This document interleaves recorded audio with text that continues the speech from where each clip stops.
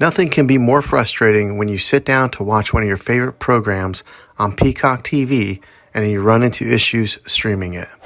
Well, in today's tech video, I'm going to show you how to fix Peacock TV if it isn't working on your Sharp Smart TV.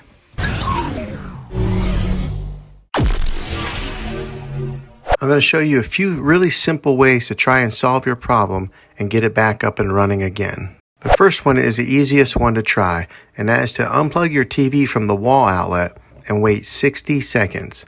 Now don't be impatient here, wait the whole 60 seconds and then plug it back in. This is very different from turning your TV on and off with the remote control.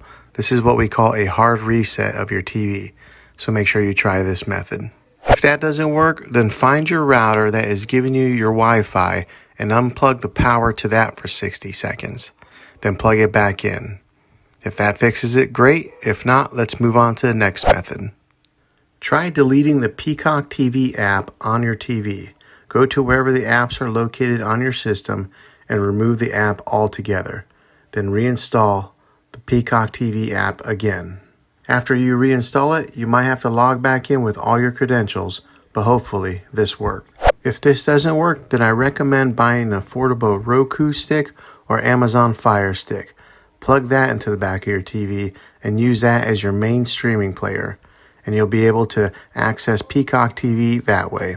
I'll put links in the description down below of where you can get one. Well, hopefully this video was helpful. If it was, go ahead and throw a thumbs up on it. Go ahead and subscribe to my channel. I make tech videos all the time, and I would love to have you back in the next one. Take care.